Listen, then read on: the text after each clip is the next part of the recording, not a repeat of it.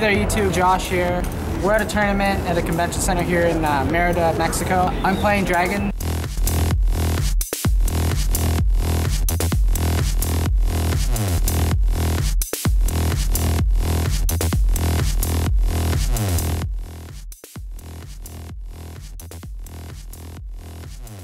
Hey guys, Josh here with Card Sharp Pro.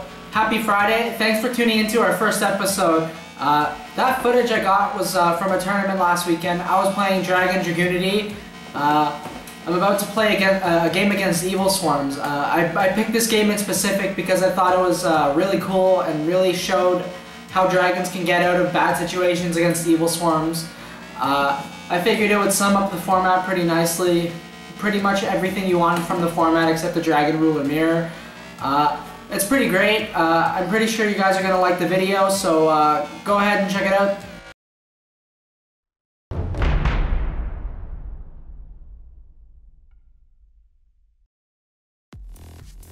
This is game 3 of a match that I had in this tournament. I'm playing against Evilswarm here. Game 1 went to the Evilswarm player. He made Ophion. I had no way around it. I had Trap Stun, but I didn't have any way to clear Ophion. I didn't have a Fiendish Chain, or I didn't have a Blaster play, so I just lost that game. Game 2, I won with Skill Drain in return. This game I found pretty interesting because he was playing Iron Wall, actually in his main deck, but it ended up coming out on the side. A lot of cool stuff happens in this game. Like right now, I played my Ravine earlier to try and bait out a Mystical Space Typhoon because I had a Skill Drain, and the Skill Drain is pretty much the only way that I had a chance in this game. So he didn't open up an Ophion play, which is really good for me. Even if he did, I had a Grand Mole in my hand. I don't know if you can see it, but Grand Mole would have been fine to answer the Ophion. I was just hoping to sit on Skill Drain, so I wanted to bait out a space. I know that I need to Wind Blast here because I had a Sword, and if he's drawing that, he's not drawing an Ophion play. So I Sword here, I remove Tempest. So I search another Tempest, and my play in here is to try and set up a Dragunity play with Mystletainn and my Phalanx, which is you're gonna see in a second.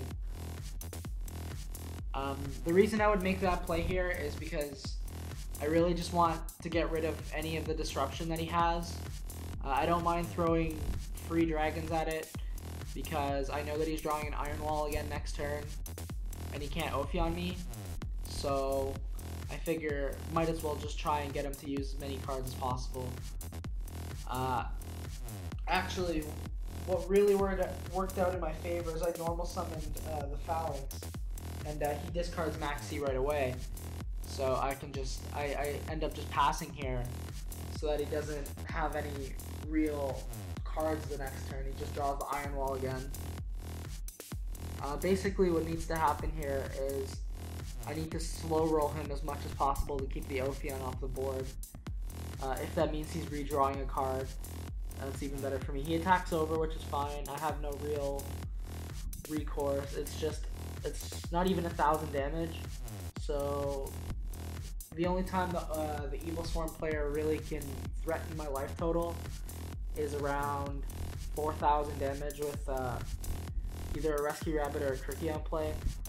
I knew that I had the Tempest here because I wanted to try and set up some sort of play with Mythics because I already had Tidal, so I grabbed Redox.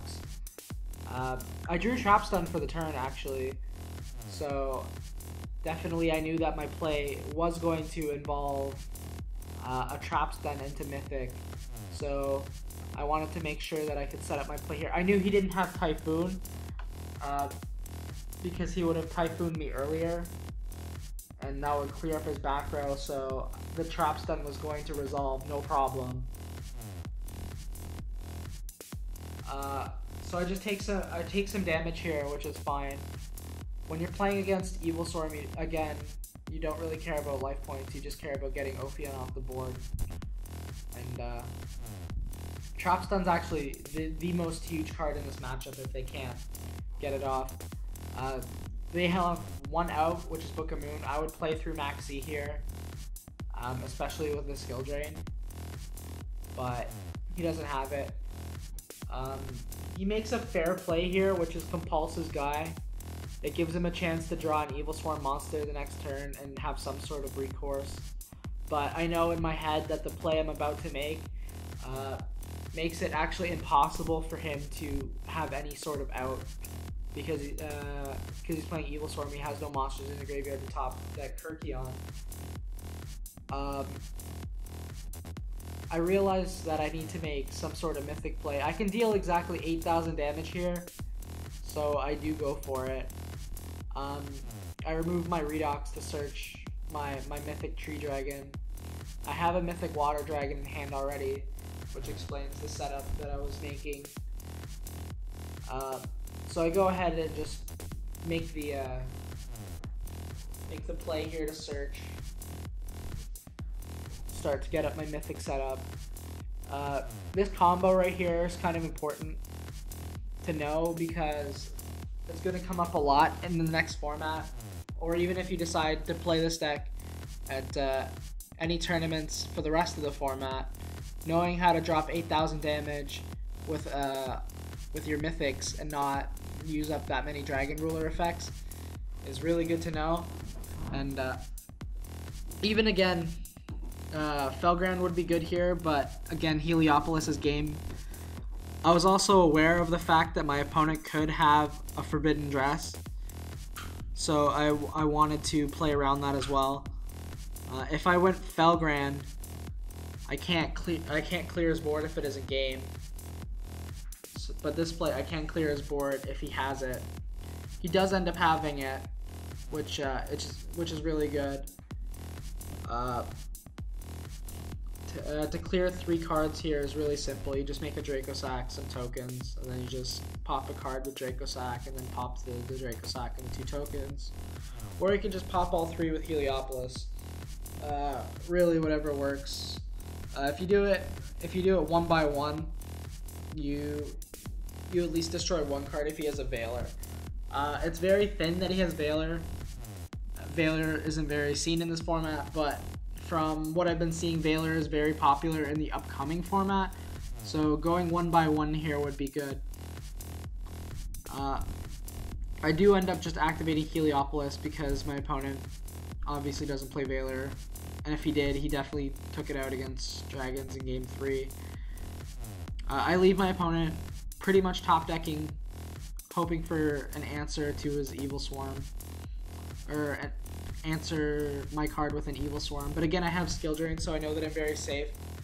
What ended up happening here is he ended up just conceding.